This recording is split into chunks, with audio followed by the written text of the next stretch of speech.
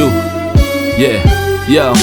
There whenever it matters, and even more when you feel like it doesn't. Protect you so you never feel like you wasn't. Know I'm right alongside you. Either that or I'm behind you, but always got you. End of discussion, nothing means more. First one to offer is shoulders for what you reach for.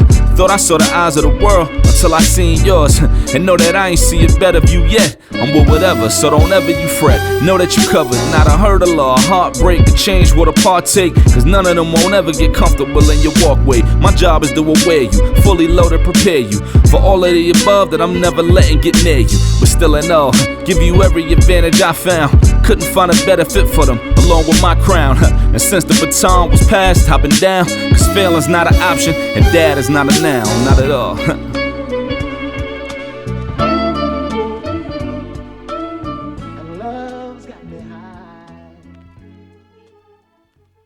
Welcome to another episode of Dad is Not a Noun. My name is Ishmael.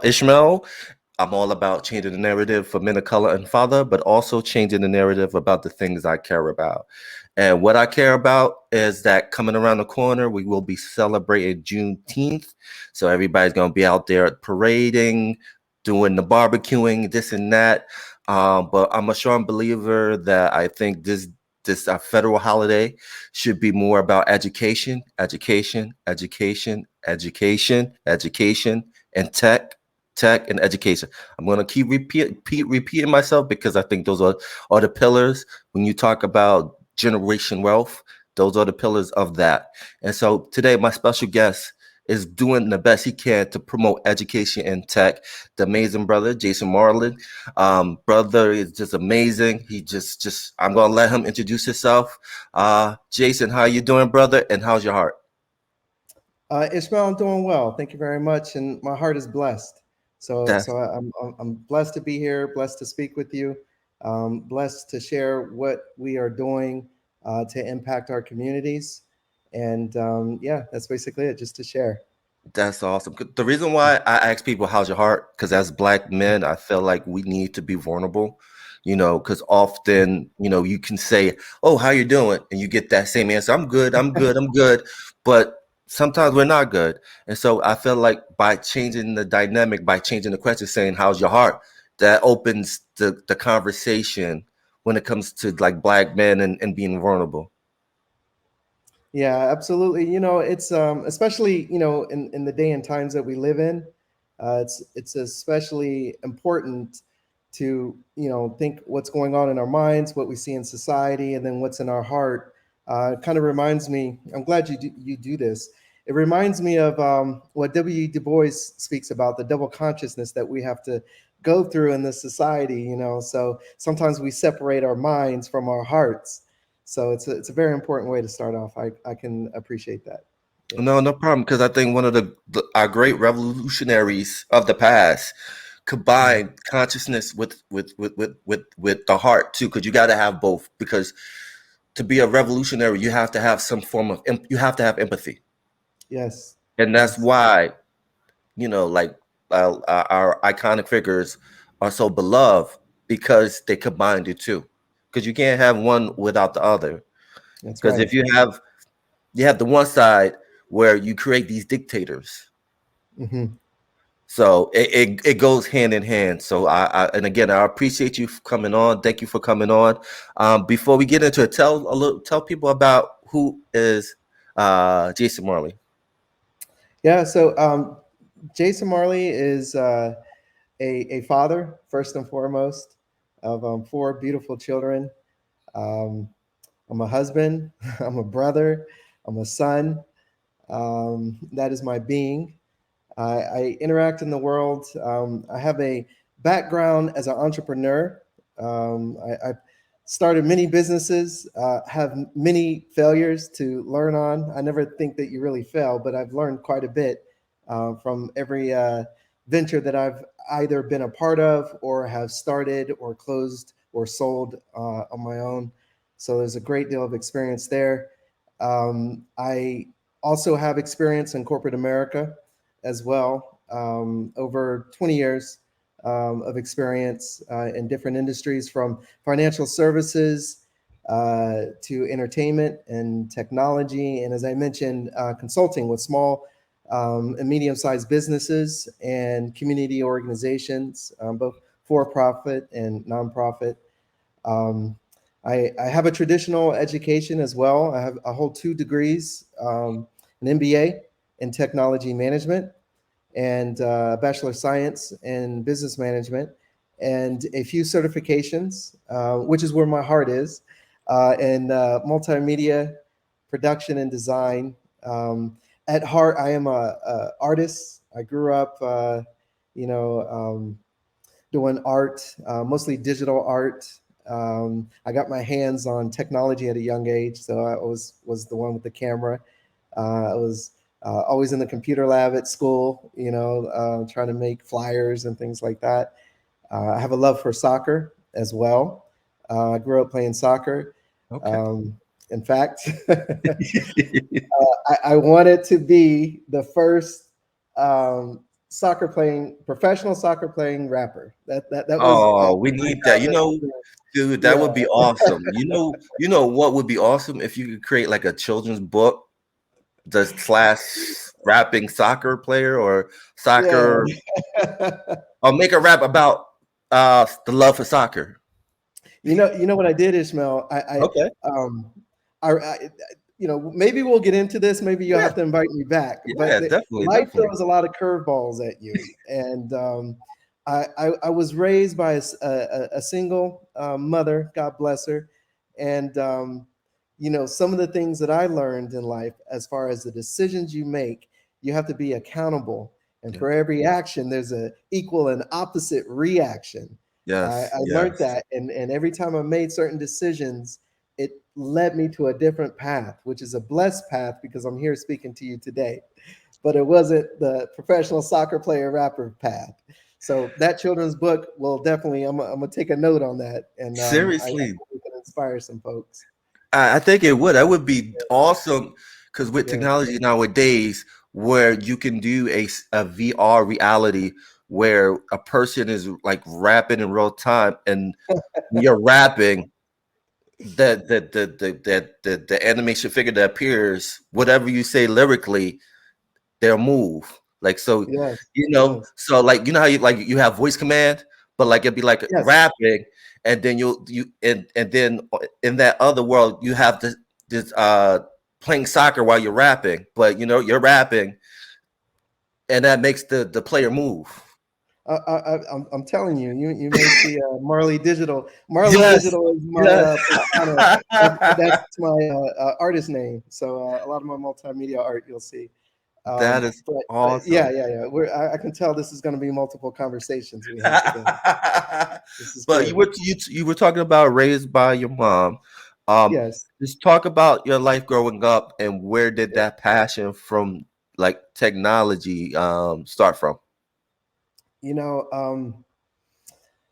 I have there was a picture my mom showed me. So there was a picture of me in a store. And back in the days, they used to have stores where they would have technology just for you to play with, keyboards and little cameras and things. Now they're kind of locked down if they're in a physical Yes. store or not. So my mother took a picture, and it was with a Polaroid. If you remember what a Okay. Polaroid Yes, I is know what. at the Yeah, store. definitely. So she took a picture of me playing with the technology at the Polaroid. I must have been, gosh, like 7 or 8 years old. Wow. And I took that Polaroid and kept it with me for the longest.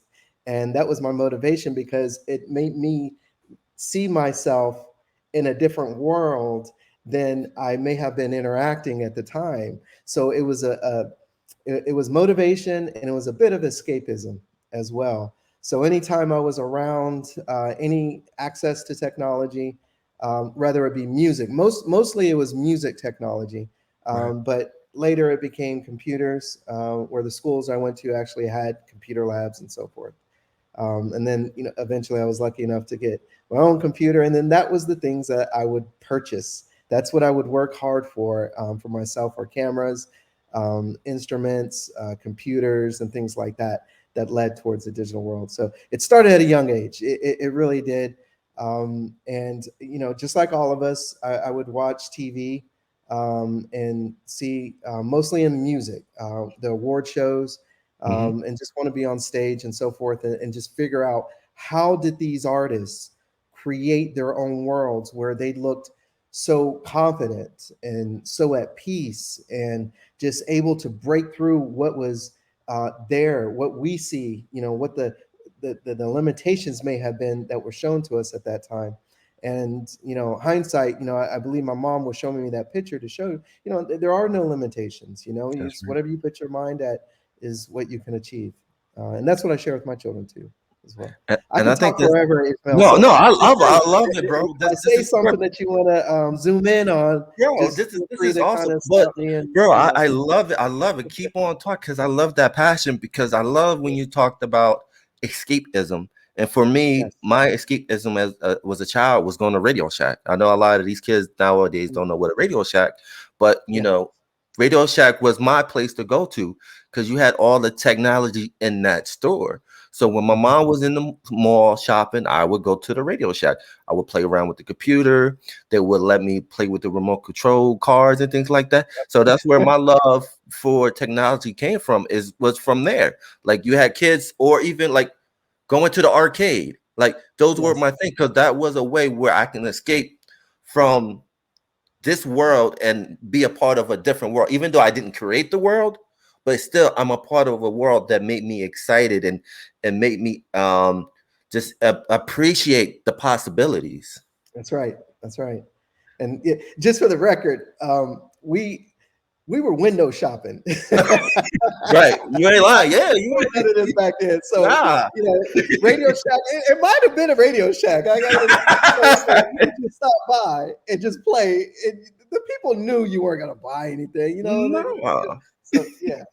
Just But wanted to make that and point. no, but it was cool because you would talk to the people there, and I would Yes. have like a hour conversation about the newest uh technology and things like that was coming on, the new software for PC and everything like that. And I enjoyed that. And a lot of kids kind of like, oh, you're a nerd. Da, da, da. I'm like, no, it was fun for me, and I Yes. enjoyed that. And I think going in our current state, I think kids should be excited about technology.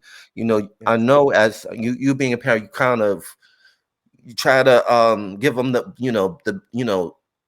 try to not trying to trying to think of that word, but try to give them both. You want to give them enjoy technology, but you also want them to be a kid, have fun, be out, go outside, socialize with other kids. Yes. So like as a parent, how do you balance the two?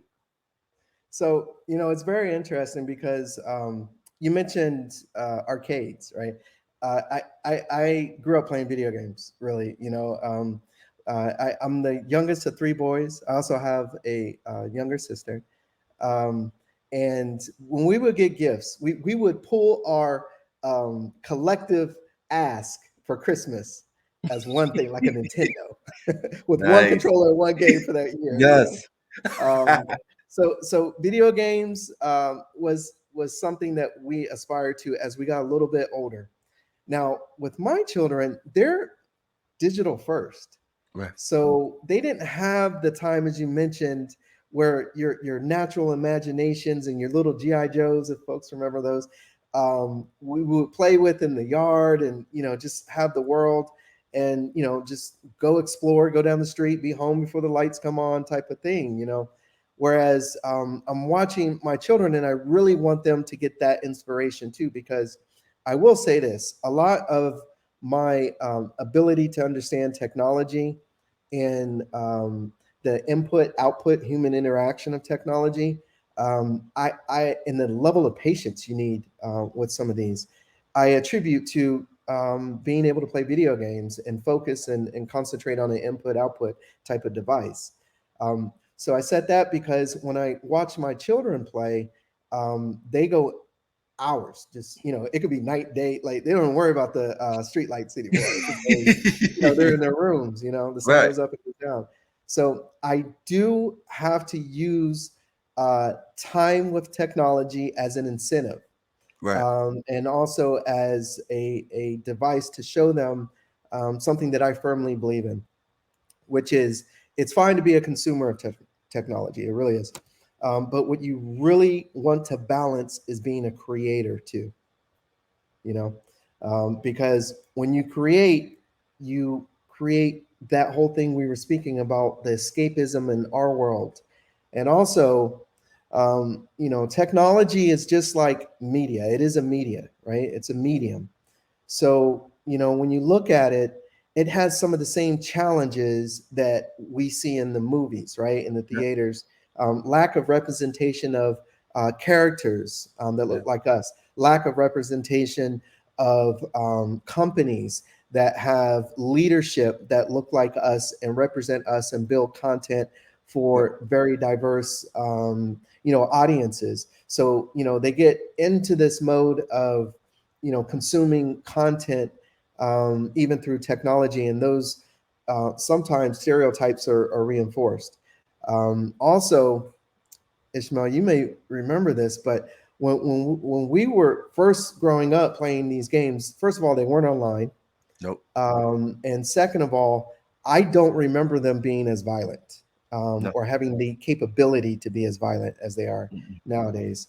And as graphics and processing power and so forth has continued to evolve, we have the ability to have very realistic environments, Yes. and scenarios with artificial intelligence in these games.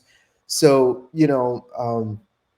Grand Theft Auto, for example, was just something that we would have imagined. Whereas now, you can be a child playing Grand Theft Auto and find yourself in these adult situations, Yeah.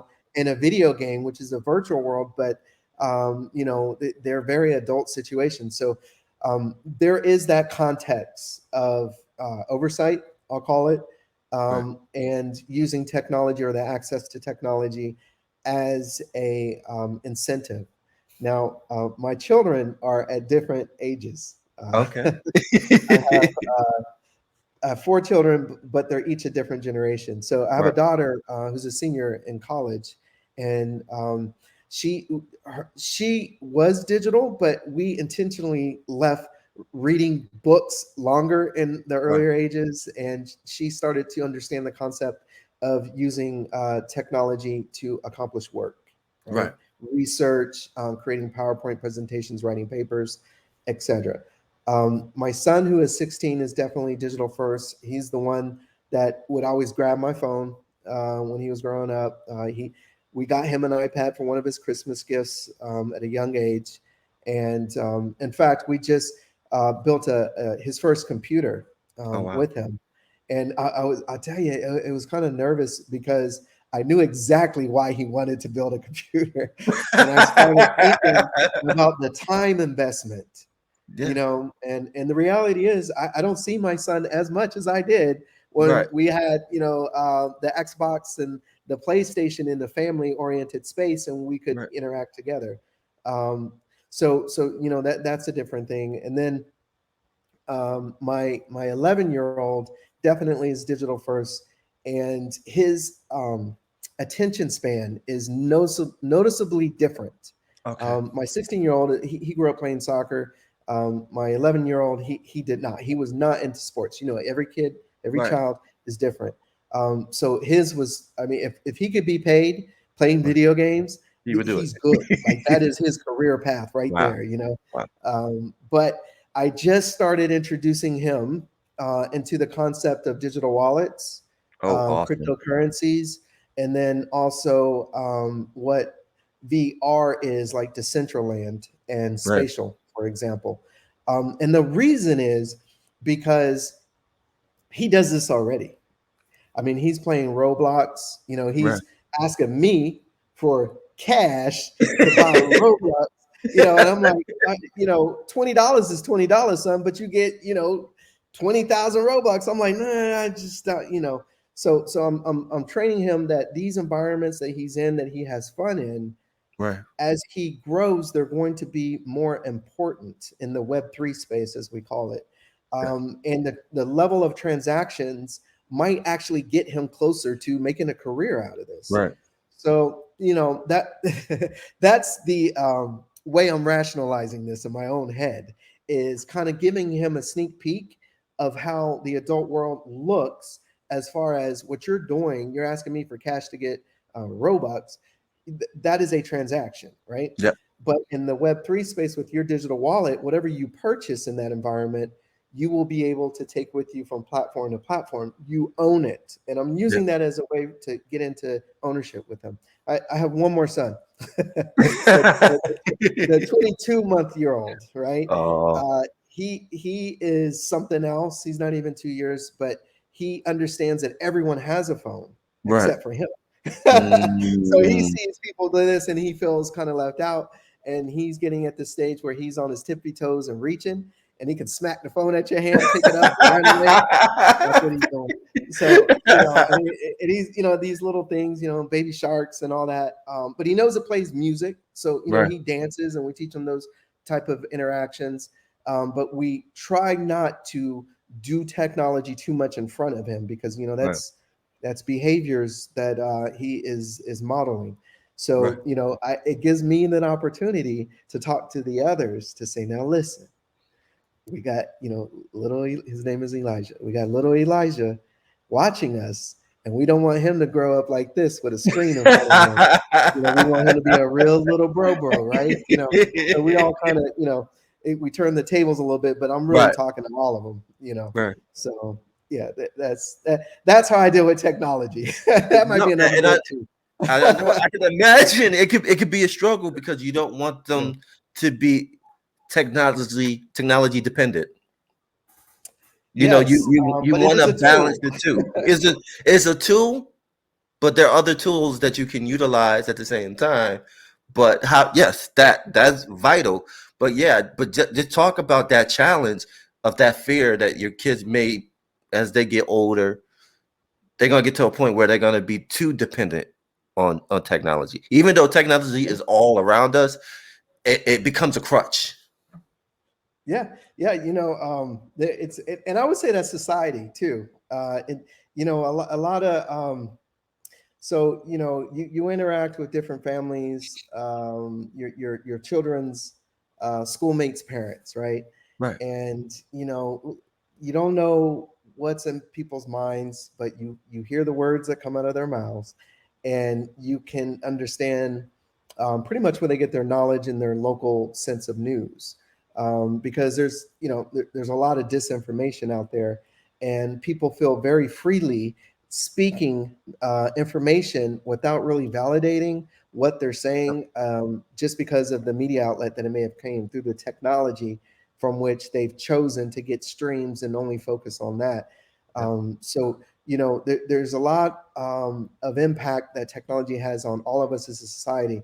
So that becomes the part where I do put the phone down, and I do speak to the children about making sure that the type of information that you consume and repeat is something that is verifiable, and try to let them understand that not everything that you may see on the internet may actually be for you, may actually be truthful and honest, and actually be something that is not trying to fool you.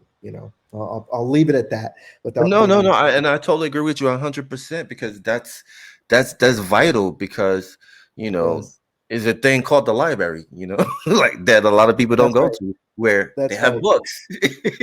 That's right. It's a thing called the park. Just it's okay to enjoy nature and like put the phone down and things like that. And just enjoy it. Just enjoy it. You can get back to it down the road, but just enjoy life a little bit. But yeah, I definitely understand. I want to And share something else as sure, well, go ahead, buddy. because as I mentioned, some of my educational background, and I don't want to Okay. bash technology because technology is No, also no, no, awesome. no. One of my children has a learning disability in which they're dyslexic. Okay. So, are you familiar with what happens when someone's dyslexic? It's like when they're reading, depending on the level of severity, right? Sometimes it's extremely challenging for them to focus on the words and put the words together to begin reading and have reading comprehension. Right. And sometimes at a severe case, the words may actually look like they're moving on the page. And you Right. can imagine how much, we'll say, mental capacity it takes to sit there and focus when, the interpretation of the word on the page is moving, and then you have to, read all the way through and then speak and understand the comprehension of what you're reading and so forth. So we have quite a bit of experience in assistive learning technology as well with one of Right. our children. And, at first I was like, oh, reading is challenging, Right. right?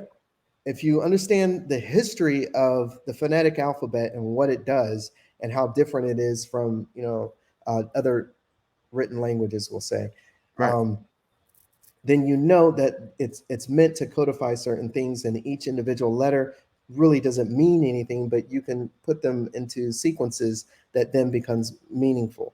Right. Take that for what it is. Folks that are listening can do their own research. There was a study by a gentleman by the name of J.C. Carruthers. Google that study and see what the phonetic alphabet did to the African mind. Okay.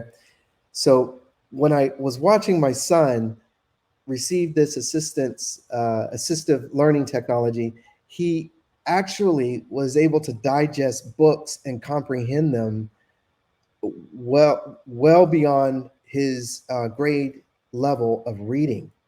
And when I was looking at his struggles, because we don't like to see our children struggle. Right. At first, I was like, well, you just got to put the time in. So we would read every night. But I got to tell you what it does to a child's confidence too. If they have disabilities that they're not able to articulate, we happen to be blessed to get a lot of studies on him to understand what he was seeing, which, by the way, I believe needs to be accessible in all schools. I All totally public agree. schools need to have resources and faculty and staff that are adequately trained to understand that every child does not have a behavioral problem. Right.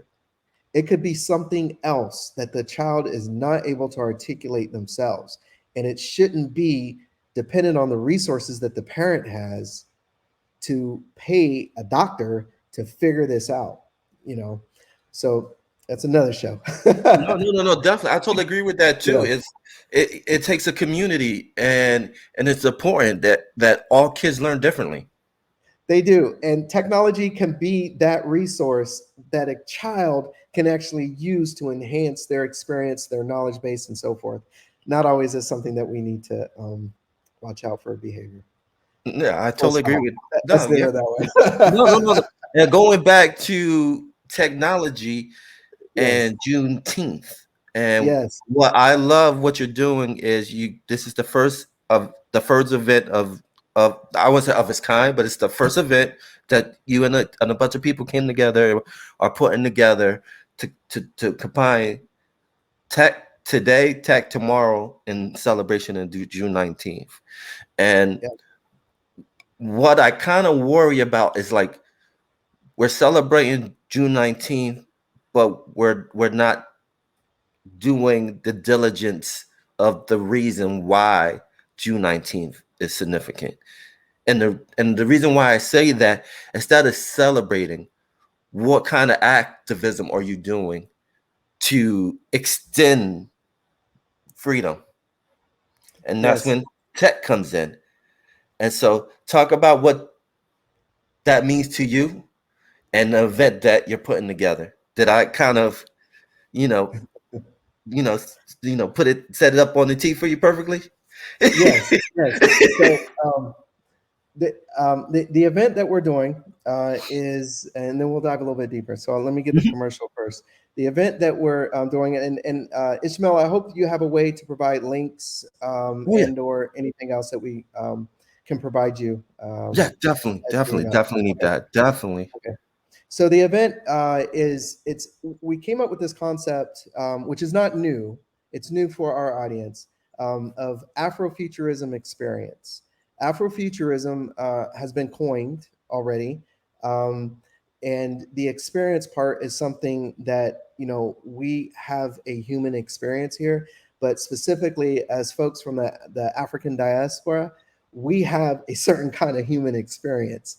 And the thinking behind that is to have liberating experiences in different formats and in different media. And for Juneteenth, we're having a digital art fest in Jacksonville, Florida. That's June 18th, actually, the day before that Juneteenth is celebrated. And as I mentioned at the beginning, my heart is centered in as an artist, as a multimedia artist. So right now, digital art is right there, the technology behind it. A lot of people, the buzzword is NFT, Yes. non-fungible tokens. And it's right now, tokens are associated with digital media. So we're just thinking about what could we start the Afrofuturism experience around something that is important, that's future thinking, and then build in our knowledge base from there. So Afrofuturism Digital Art Fest is June 18th in Jacksonville, Florida. It's at the WJCT Studios, which we rented the soundstage, which is a 7,800 square feet soundstage. Sound stages are exactly what they make movies in. This particular soundstage is the largest soundstage between Atlanta and Orlando. Those who haven't been to Jacksonville, Florida, we're Northeast Florida, almost the opposite of Miami. Everyone hears about Miami and Disneyland in Central Florida. But you come up a little bit more and you got North Florida. Northeast Florida is the Jacksonville region, the metropolitan area. And we say that it's between Atlanta, the major city between Atlanta and Orlando. So getting back to our event, some of the media that you'll share, and if folks want to go to Instagram, you'll see some of the content and the direction that we're taking with Afrofuturism Experience. Just type that in and you'll find us on Instagram. We have folks that lived their lives in a sense that was bigger than their own, whether they realized it or not. One of the forefathers of Afrofuturism is Sun Ra. If you don't know who Sun Ra is, please Google Google them. Sun Ra Yes. and find out who Sun Ra is. He was an artist that lived from the created music from the 50s, 60s, 70s on up. His music still lives. He was an entrepreneur. A lot of people may not know this, but he was an entrepreneur. He started his own record label, released hundreds of albums throughout his career. He still has music, very prolific, still has a band, the Orchestra, that still tours today with Marshall Allen. And basically what Sun Ra did was he broke the barriers of music. He created music to show folks that music is way outside of the spectrum that we are able to consume on the radio. But mind you, he did this before civil rights. Okay. And he was creating music to liberate people, to speak to their minds and their souls. And he spoke about, he was also a prolific writer, but he spoke about African liberation. That is the only word I can say, because this brother truly articulated that he was not from this planet. Right. It's kind of folks may know who the Parliament, George Clinton would in the Parliament, Funkadelic in the Parliament eras, funk music. How they came from spaceships, and them brothers had suits on, Yeah. and they would Yeah. jam out and play. Sun Ra was of that same cloth, but he inspired that generation. This brother was speaking of spaceships and different planets and intergalactic travel and liberation and not being free on Earth, the black man not being free on the Earth and not getting representation on Earth. And do you feel like this is your home, and the concept of feeling alienated? And he took all that and turned it into a identity that he projected that was futuristic, from taking ancient Kemet symbols, hieroglyphics, is what we know of today, and took those concepts that is us, that's from our lineage, that's from our culture. It's from the same culture that brought culture to this planet, that we still have today. Every culture has that culture that came out of Africa, but they reinterpreted, they re-envisioned it in their own likeness, you Yeah. know. So if you really study everyone's culture on the earth, you can see Africa in all of it. You know, you really can. It may have different colors and different hues, but if you understand the foundation of this knowledge that has been applied in culture and societies throughout, you know, what we know of as the millennia, then you can see it. You can see your lineage in there. You can see your influence in there. So Sun Ra took this. If you look on the site, you'll see media. The concept for this year is a frame, just like a picture frame you would see in a regular gallery. And we took, you think of the Matrix, how it Yes. had the numbers, the green Yep. numbers Yep. rolling down. Yep. Yep. We took that and put it into hieroglyphics. And then we made a loop. So each frame, there will be 10 total in the Digital Art Fest that will be projected on these screens, these bigger than life screens that are like a crescent shape. And as you go in, you'll see folks like Sun Ra appear in this stream. Some of the media that's on Instagram today that we're also planning to make NFTs out of we listened to hundreds of hours of audio to pick something that was symbolic of each forefather of Afrofuturism, which I call Afrofuturist. And so you see them and you hear them, and it's a surreal experience. You know, I believe it's a surreal experience that you get to know these folks, and it's just little clips, 30 seconds. But the idea is to start a spark in people to say, who is this? Listen to what he's saying, you know, and whoever that inspires in the future, then, you know, if it's one person, we did our job. We also have Ishmael. I'm gonna talk about this for a little bit, if you don't Go mind. ahead, man. The floor is Okay. yours, brother. Go for it, man. Okay. We also have Haile Selassie I, right? For those who don't know, the emperor greatness of Ethiopia and what his history is, take a look at his Afrofuturist digital art piece. We have Desmond Tutu. If you don't know who Desmond Tutu was in the role that this bishop played, he's a real bishop, you know, a heartbeat or two away from the Pope, y'all. You That's know, and a right. little black man from South Africa, okay? That's right. But That's he's right. speaking about his heart. His heart, the concept of ma'at, you know, when everybody, right?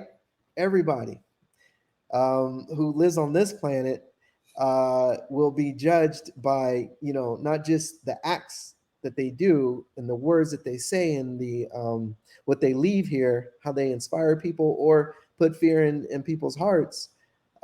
Your heart will be weighed against a feather. That's We right. call that ma'at, right? Yes. So if your heart is not, that's, I'm telling you, Ishmael, that's why when you started this off, I was like, okay, let me go there. Your heart is weighed against a feather at the end Yes. of life. And you know, this story is told in many different ways, many different religions, right? This is one way to tell this story.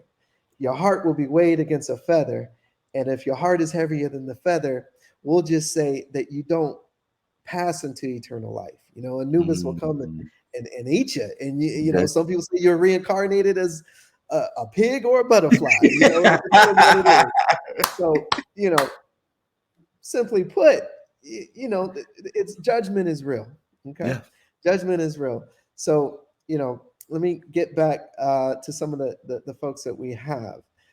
Desmond Tutu, I do want to point this out about him, and Yeah, it's go ahead. not that his importance is more than anyone else, but please Google him and Google a CNN interview, and you'll watch that interview. It's like 10, 20 minutes maybe. And one of the sound bites you'll recognize, but it basically shows his role in during apartheid of having these trials with the folks that committed these atrocities during apartheid. And basically, some of the condition of the trial was the folks that committed the crimes will come to the trial and disclose without any fear of you know, being charged, any retribution type. But also the victims. The victims came and they told their story, because a lot of the times the folks that committed these crimes did it as a job.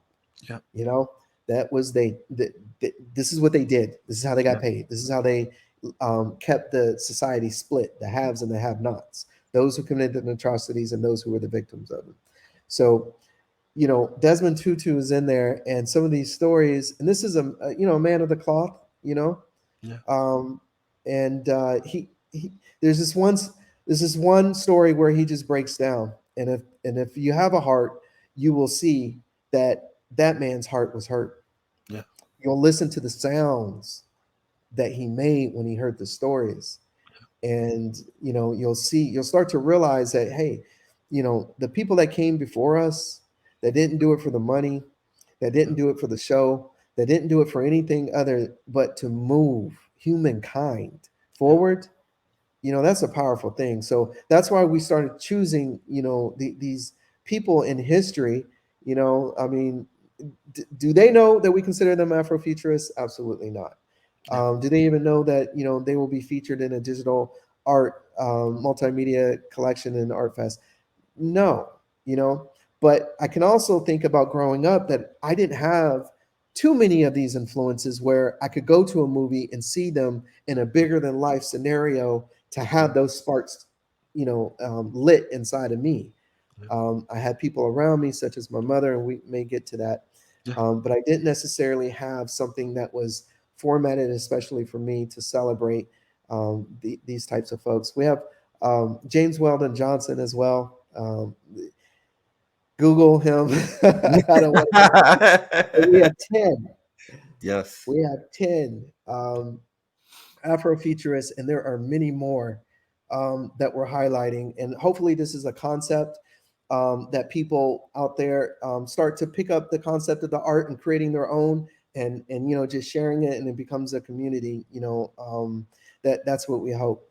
Now in Florida, Juneteenth is celebrated twice. In fact, it was just celebrated here municipally because as the announcement of I guess emancipation came across, they didn't have the internet, they didn't tweet it out. Okay. Nope. So these brothers and sisters, Yes. these troops were on foot, Yes. horse and buggy, and so they would have to travel to each state, to their capital, read the proclamation, and then it had to filter out. It was way before digital media. So in reality, each state got the news a little bit different.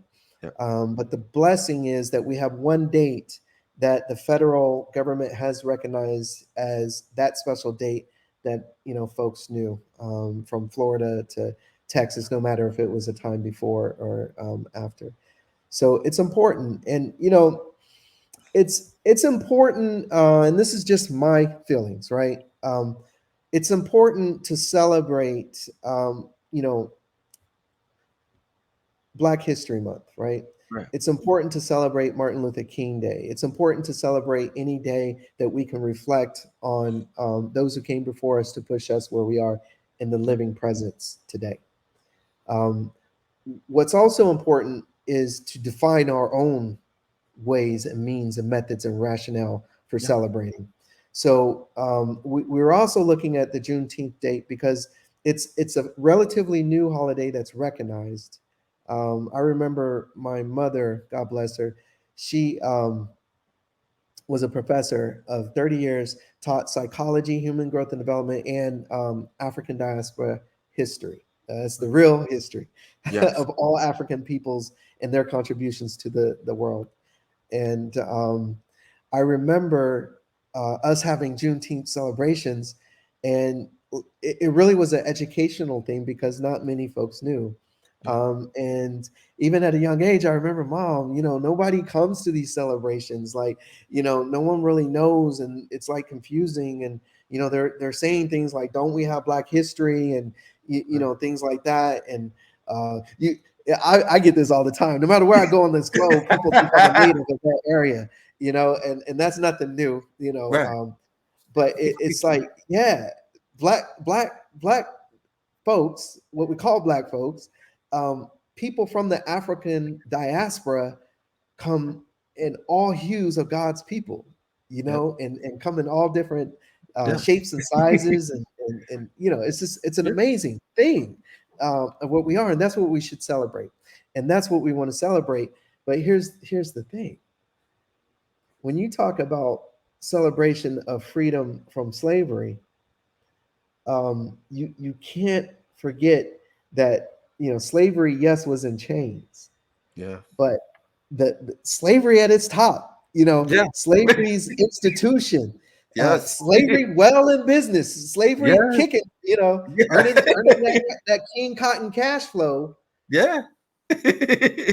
Yeah, you're right. Was big tech of the day. Yeah, you're right. And it was only that big because it had slavery of the mind. Yep. Where slaves didn't even want to leave the plantation. They liked it, but then you had those brothers who didn't, and was like, the chains are off. Right. Now we got to take the chains off here. So true. Yeah. And so we have that split of leadership where, it is incumbent upon us to do this self-reflection. Ishmael, I think we talked about this, the Sankofa, the concept of Sankofa, of those who got the physical chains were off, but we still had these mental chains to overcome. That was the real battle. Some of them ran with it and just never looked back. But as a people across the world, because slavery was colonization too. You know what I mean? Global. So we have a responsibility to liberate people to make their own decisions. It's not liberate them to influence them. I met Johnny Cochran one time, and I think he gave me a quote from Martin Luther King about knowledge is power. Right. Not power to control others, but power to control your own destiny. Yeah. And that's the type of liberation we're talking about. You mentioned, sometimes people get this power or influence. So let's use the word influence, because social media influencers are big, right? So they get this influence over other people, and it's not to liberate them so that they can, control their own destinies and their own decisions up. So I said all that because we're looking at Juneteenth to be the spark to start to liberate people, to let them know that, hey, you're looking at Sankofa. You got to look at your past to know your future. We're calling this Afrofuturism. Threatening it all together here. We're calling it Afrofuturism because the concept of Afrofuturism is exactly that, as Sankofa as well, which is know where you've been to know where you're going. What we're trying to present on Juneteenth is the collectiveness, and some of this has Kwanzaa, principles in it too, is the collective organization of looking at something. How do we execute? How do we not just think about this, presence that we have on this earth, of knowing what we should do, and then turn that into action, and different types of action. Whether you're an artist, create something that's inspired by this whole thought process. Right. If you're an entrepreneur, create a service or a product, a business around, your thinking of just looking and seeing what is a need. Creating an event, create a t-shirt, bring something that you may have had passed down in your generations, a dish, a food. We like to eat, we like to celebrate, we like to create vendorship. Really focus on it. And the importance of this happening mid-year is to look back, because we're halfway through the year, y'all. That's right. When we come into the year, what do? We have these New Year's resolutions where we say, this year I want to do this. Well, you know what? Juneteenth, check in on yourself. Where are you in that? You have half a year to get yourself back on the road, to start that business, to get yourself back on the road, to start a new skill set, to continue school if that's your thing, to mend relationships. If you felt like you went through a broken relationship, let's take the rest of this year to close it out strong. All of these things is mixed up in Juneteenth, just where it falls in, and then the purpose of, hearing and emancipating yourself and the others that are around you. Let me stop, because I just realized you may have to edit some of this. No, I'm not going to edit. This is good. This is good stuff. Okay. Bro, 100%. This is good stuff, because I feel, again, when we talk about June 19th, we all we talk about is just we celebrate. We really don't get into like what are the action plans are we going to create um and make happen? What are the events out there that's doing this? And if they're doing this, who are out there letting people know this exists? Because that's the one thing that frustrates me all the time, especially in our community, when I constantly hear there's nothing out there for us, there's no resources, Yeah. there's what's going on. And I'm looking at them, I'm like, I'm on a interview with this brother right now that's doing it right now. And I've interviewed brothers and sisters that's been doing that thing too. So they exist. It's just when you get that information, what are you doing with it? Or you're like, whatever. Or other people are not promoting it. And I think that's the problem right there. It's that lack of promoting great work that people are doing, like yourself, or that's doing. Like when you highlight like great works that's going on and things like that, especially we live in the world of algorithms, right? This should be like one of the top on that algorithm right there when you talk about Juneteenth, you know, technology, NFTs, this and that. That should be on the top of the algorithm, but it's not. And so it gets buried. And it takes like people like me to let people know, you know, this is going on, support it, you know, especially if you got children that wants to get into the NFT world, who want to know about digital wallet, who wants to know about the blockchain, who want to know, you know, the things that's coming down the pipeline. This is your opportunity to do it. Because just to let you know, I let people know through my connection. They have a community partnership with Pixar. And so they have that event going on coming soon. It's a free event for kids to go to where it's virtual. The kids will learn how to storytell. They'll learn how to animate, learn animation, all that good stuff for 9 weeks for free. And I put that out there to people. I'm like, here, you talk about there's no resources. I'm putting this in your face. What are you doing? That's right. You know, I'm going to dive a little bit deeper into that. Yeah, go ahead, brother. Go ahead, man. But I do want to say part of our thinking of creating this event was how can we make the family, you know, kind of engage the family without making it either boring or corny or too adult like, right? Meaning that if you bring your family, you know, as adults, you may not enjoy it the right way. So part of it was having it in the middle of the day to the early evening, the timing of it. And the other part was the educational component. So the event itself is from 10 a.m. to 6 p.m. The 10 to noon time slot is a educational component where we have 20 to 30-minute workshops where we will go over exactly what you just mentioned. What is a digital wallet? Like we recommend using MetaMask. There's a lot of reasons behind that, but at the end of the day, just know that you truly own your assets in a MetaMask. Whereas if you have a Coinbase account, they're a custodian and so forth. You don't really own it. You're kind of, you purchase it, but you're borrowing it. But if something happens to Coinbase, good luck. Whereas with MetaMask, as long as you're safe with your passphrase, you keep it in a safe location, you don't ever give your passphrase out to anyone in relation to your digital wallet. All right. That's the golden rule. All right, at this space. But real fast, before we go to the next thing, talk about the digital wallet, because I know what that is, but a lot of people don't understand what a digital wallet is. To me, digital wallet is like, you know, if you have Cash App, if you have platforms on your phone, apps where you use a form of transaction, that's a digital wallet. But go ahead. Yeah, that's absolutely right. That is a digital wallet. The digital wallet that we're talking about, and what you may hear as a buzzword as Web3 space, is a digital wallet that specifically interacts directly on the blockchain, which is a distributed ledger. So you can think of a world bank that nobody owns, that has transactions that are public. And some people will say, wait, I don't want my transactions public.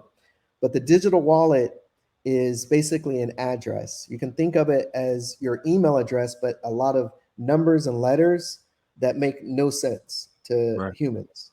Right. And the digital global bank or the blockchain ledger basically has recordings of verified transactions, sends and receives of different types of tokens, coins, contracts, essentially on the blockchain. So this is just the beginning of this technology. But when you have your digital wallet, it's yours. It's what helps you track the ownership and the verification of your assets, whether they be NFTs or cryptocurrencies. Today, you can't buy a cryptocurrency in your bank with your debit card that goes to your bank account. You have to get another way to store it. Or if you have, like I mentioned, a Coinbase account, they'll hold it for you. Right. But that's not the same as owning it. So that's about a 20-30 minute presentation. And then after that, we will introduce our platform. We talked about so much, Ishmael. I mean, there's a business side to this too. Yes. So the technology of decentralized technology, right? Yes. That basically just means that you go to Facebook, you post, you put your pictures on Facebook, you put your life on Facebook, you put your kids, your wife, everybody on Facebook. Guess what?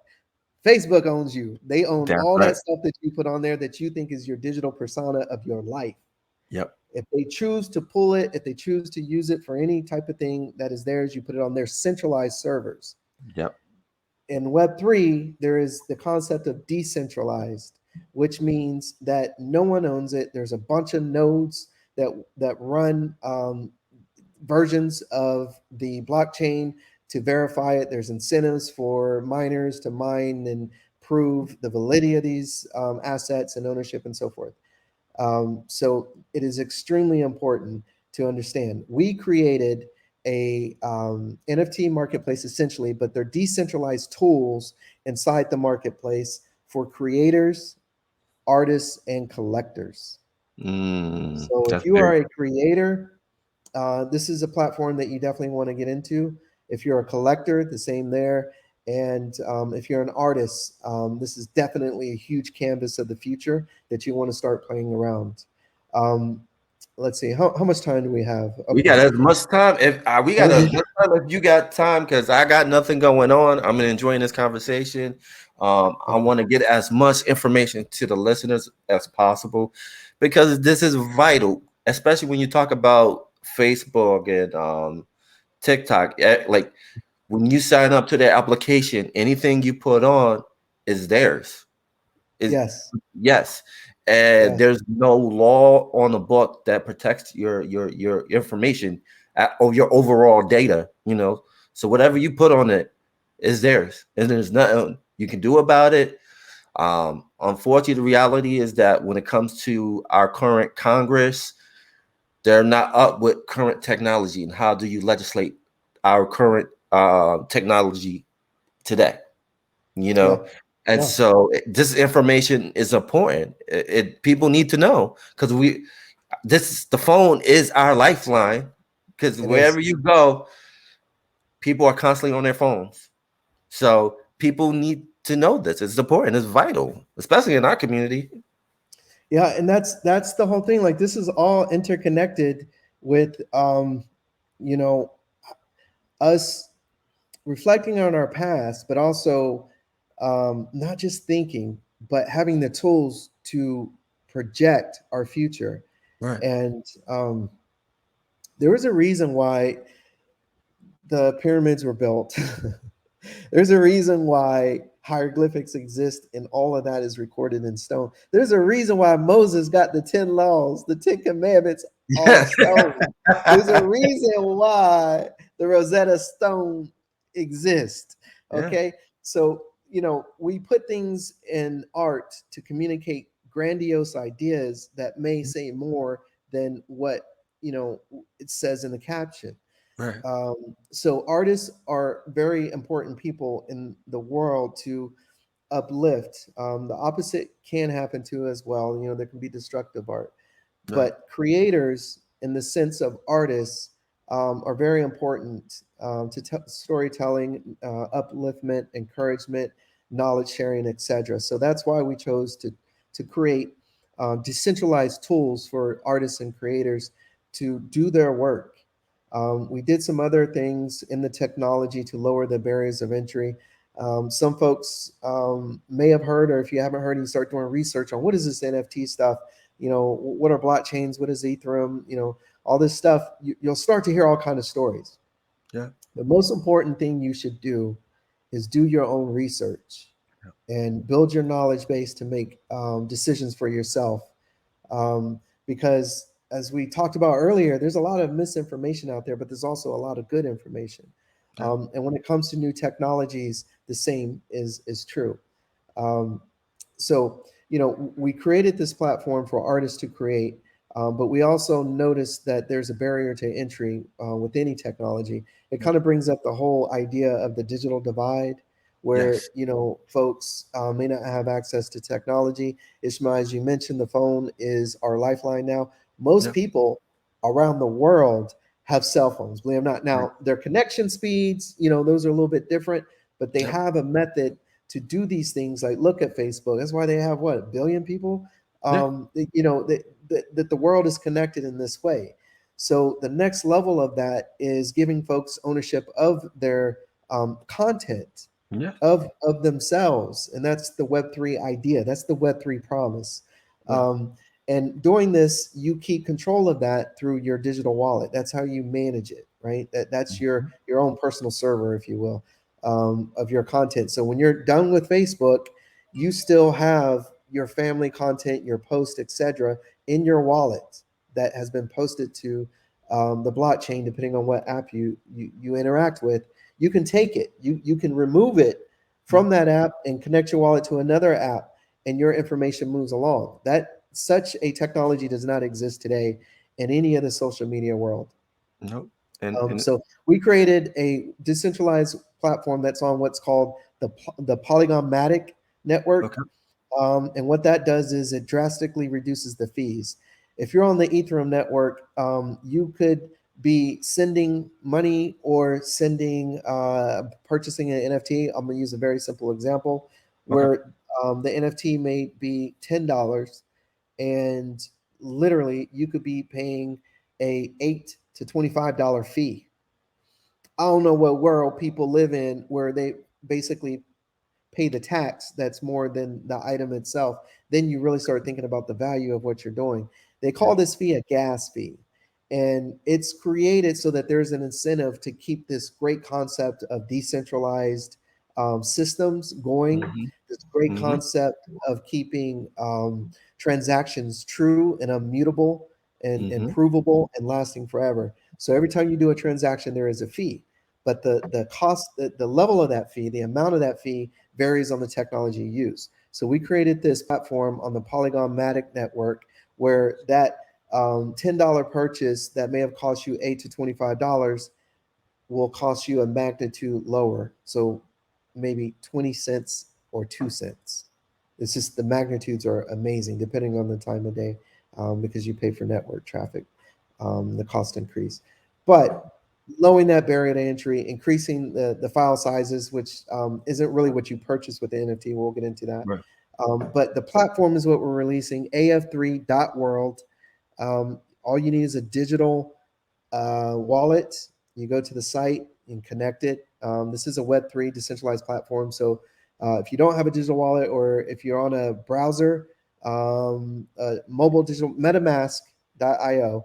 MetaMask comes in a mobile wallet and a browser plugin. So you can use the MetaMask wallet as a mobile wallet on your iOS or Android device, or you can use it on most browsers except for Safari. And when you go to AF3, Afrofuturism 3.0, basically, AF3.world. With your MetaMask wallet, you'll able to connect, and then it automatically creates an account for you. And you can mint NFTs, create art, create a profile, which is free. Once you start minting your work, there, as I mentioned, in the decentralized world, to keep it decentralized and uncontrollable, there is a fee for each transaction. Right. The benefit of the system is the fees are literally pennies on the dollar.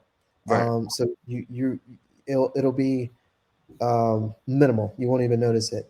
The third thing that we're speaking about, I told you, brother, we're gonna have to have 2 or 3 shows.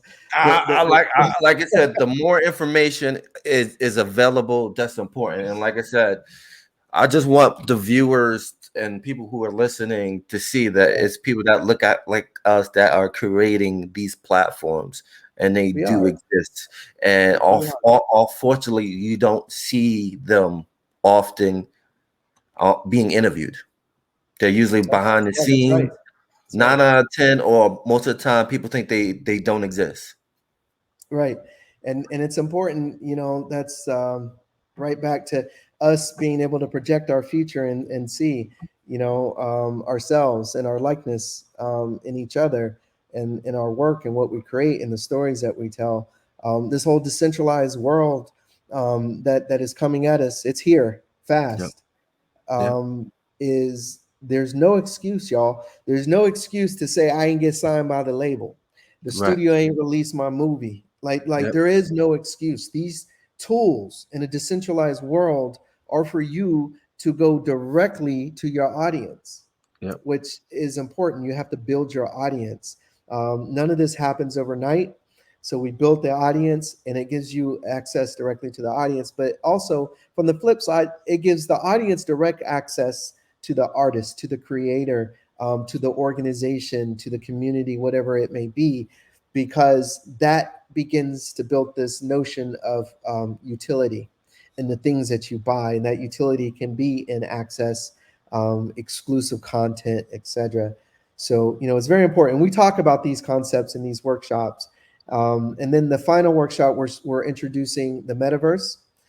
As I mentioned, it's family oriented, so we're focusing on the metaverse in the sense of safety, Right. making Yes. sure how to go into these spaces safely and Yes. create safe spaces for ourselves and our children, making sure that we know the spaces they're in are safe as well. So that's the morning. In the afternoon, we break for lunch.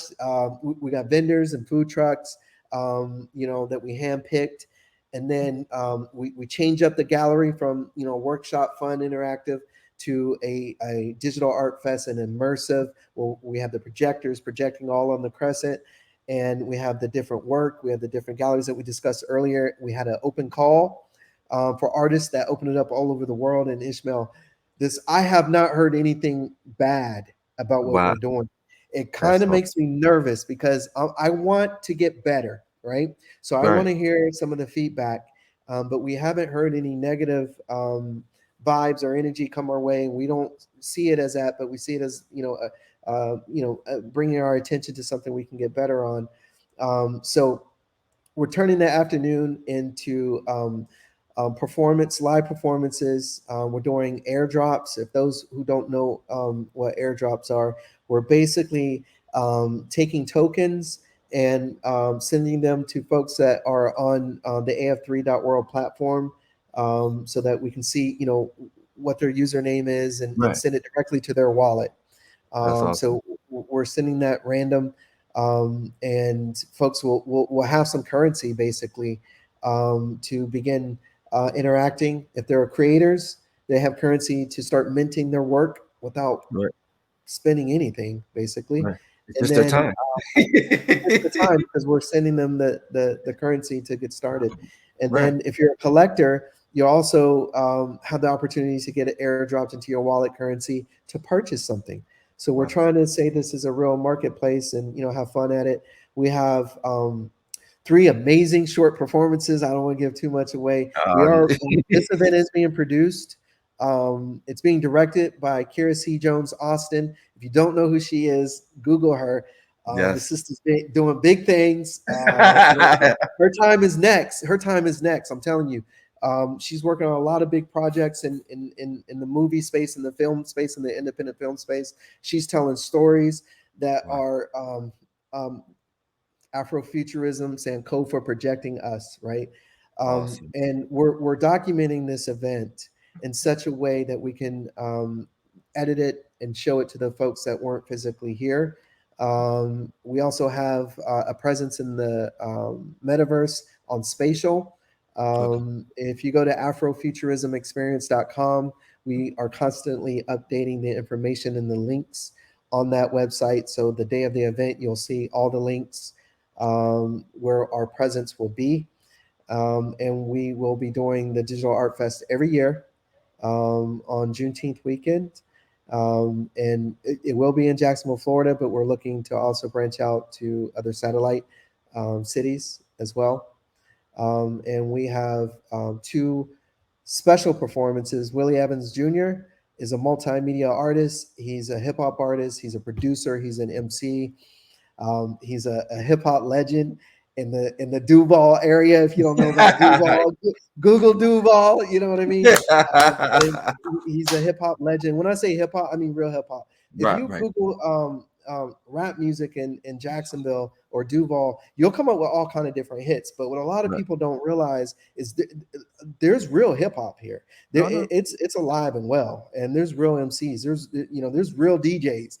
Like there's a Yeah, real no. scene, hip hop scene. It's alive here. And you'll see that Willie Evans is doing a multimedia performance of Sun Ra's "Space Is the Place." He chops it up, makes original Nice. beats. You know what I mean? Nice. You got to see it to believe it. But we commissioned him. This brother's performing, and also Ebony Payne-English. If you don't know who she is, Google her, please. Look her up on all the streaming media platforms. This sister has 7 albums, I believe, and it's spoken word. It's she has a hip hop album. She is a artist. She's a writer. She writes plays. She writes Right, movies. right, Started movies.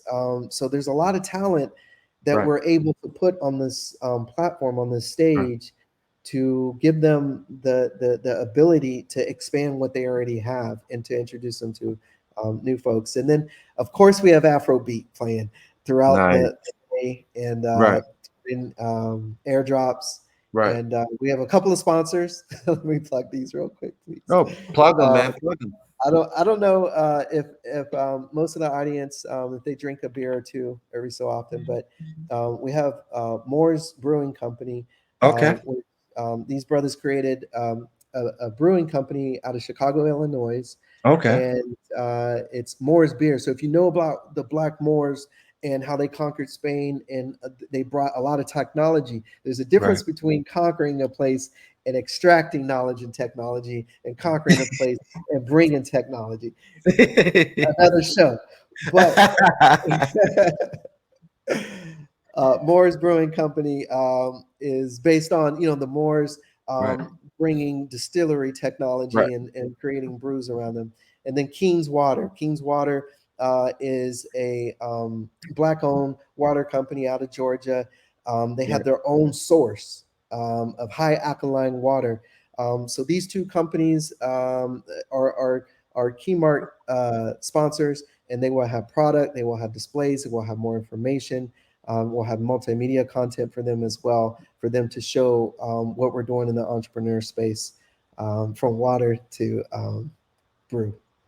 And that's important that you have sponsors that that look Yeah. like us that's supporting it, Yes, because they're doing it.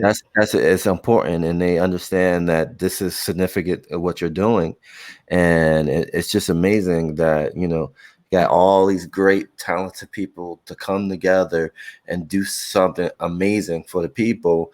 But will this also be a virtual, where if you're not in Florida, if you're in a different area, can you still watch it in real time on like Yes, YouTube we're or gonna Facebook? yes, absolutely. We're gonna try to broadcast it Okay. on IG and also on YouTube. Okay. The reason why I say try is because we're in a studio, and Mm, we're going to be on a high quality internet connection, but we're also going to have people in there with their internet connections, because it's a wireless environment as well, and it's a yes. shared network. But we're going to try to have ours specifically wired so we have no interruption. But as you know, this world is not perfect, and there may be technical difficulties, which is why we chose to have this show produced and directed, so that we capture it and we're able to share it after. If any glitches happen, we have plan A, plan B, plan C. Nice. That's what we do. And then, as we come up next year, any issues that we had this year, we will solve them and come back bigger and better the following year. And I do want to say one more thing. Good, brother. Um, you, I don't know if you had William Jackson and Aida Uh, Jackson I, on I your I mic haven't had them before. on the podcast, but Okay. we've talked off. Me and you talked off the phone that Yes. I've been a part of a couple of their events before in the past, and then Mr. Jackson and the Real Dads Network are doing work in Nigeria. But yeah, Yes. they're amazing, amazing, Let me amazing. say this. We are blessed to have this dynamic duo as professional speakers during our workshops. I don't That know is if I right. mentioned that in the morning session. So these workshops are going to be full of information. They're going to be entertaining, and they're going to be dynamic.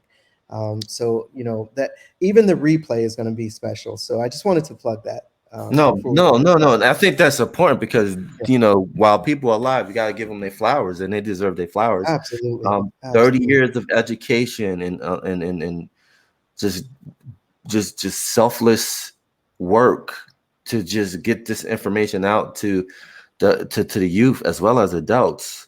It takes a special person. It takes us a special individual, with special characteristics to do something like this. Yes. Well, it's bigger than us, and that's what it's about. That's what it is. I was telling someone the other day, because they were telling me that resources should be allocated to certain people that showed this, and that, and I said, to be truthful, unless I'm wrong here, uh, we don't know who's going to be the next Einstein, right? That's right. We don't know who's going to be the next Martin Luther King to liberate people, the next Moses, next Jesus, etc. Right? Yep. So, how can you not let people grow into who they're destined to be and take resources? Because if they're destined to be, they're going to do it with or without the resources. But That's when you right. give them the resources to show them their greatness, we accelerate humankind faster, and we can get to our divine state faster too, if you believe in that, right? So that's a different conversation. But what you just said made me give folks their flowers and make sure that we're doing things that normally wouldn't be expected. Sitting in our house with our feet up saying, woohoo, Juneteenth. Yeah. What can we do? What can we pull our resources to do for the next generation, and to promote our own freedom and self-interest and liberation? And you're doing that, and that's why I wanted you on the show, and that's why I wanted to give you your flowers right now, because you're doing amazing work. This is great work. This is essential work. This should be on the top of every algorithm on social media.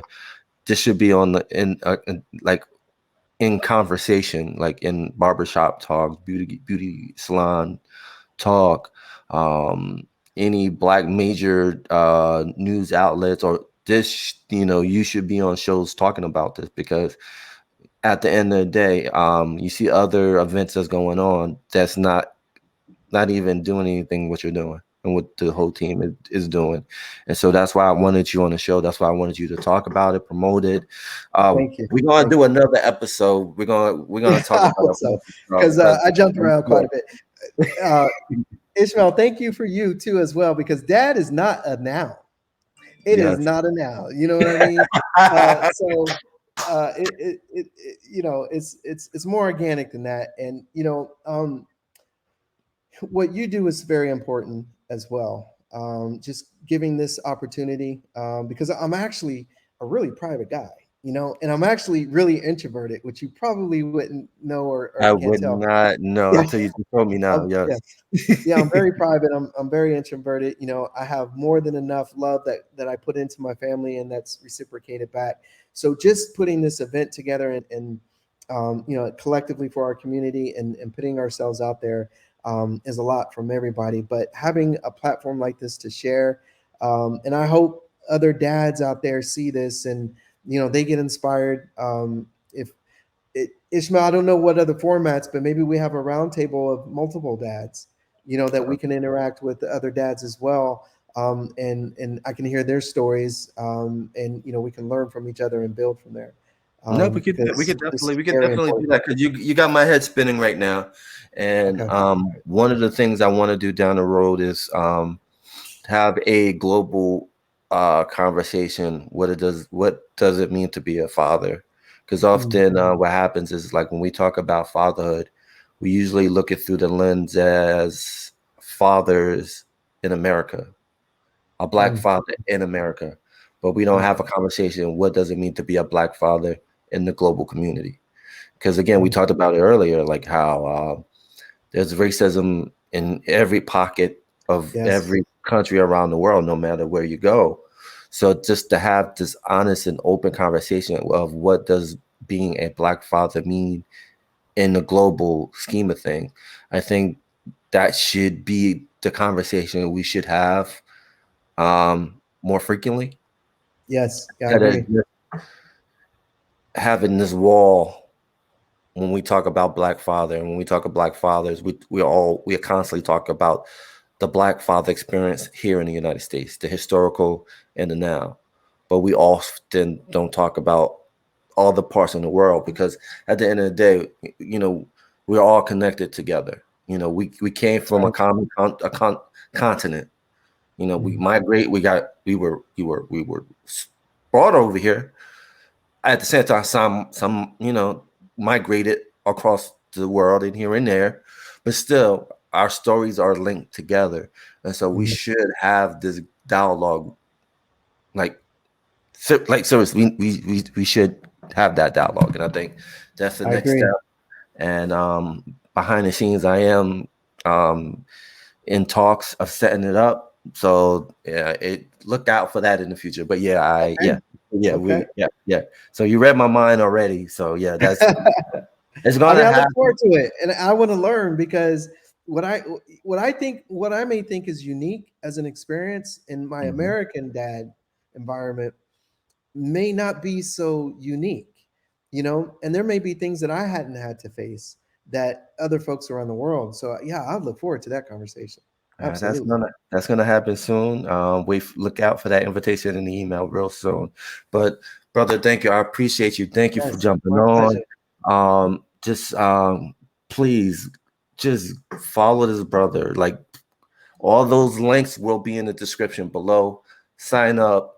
There's no excuse. If you want to get your child or yourself prepared for tomorrow, please just support the event, support what they're doing, because this is what we need. And so they're doing it. If they're doing it, I'm posting it and I'm supporting it. Before we end the show, man, what's the final word you got for the people out there? Just there is no final word. Just keep Yeah, doing what okay. you're doing. A body in motion. Just stay in motion, everybody. No matter if you think that you're having problems, if you're hitting a wall, if you don't have the idea, you don't know what's next. Relationships, the world, money, whatever it may be. Right. Just stay in motion, and I you'll be like all that. right. I Yeah, like I'm gonna put that on a t-shirt. Stay in motion. you I do like it. but brother, I Send me one appreciate though. Send me one. yeah, that's gonna happen. But brother, I appreciate you. Thank you for joining on. Yes. Everybody out there, thank you out there in the land. Thank you. Please like, subscribe, all that good stuff. But Yes. more importantly, support this event. This brother needs a great turnout. He's gonna have a great turnout, but We I would will. love to see this in 2-3 years be like the talk of the country. Every Juneteenth, different locations is having this event as well as across the world, because again, this is vital when we talk about Black wealth, generation wealth. These are the things. These are the nuts and bolts that keeps it together for it to keep going on. So please support it, and we're out. Peace. Thank you. Peace, everybody. Be blessed.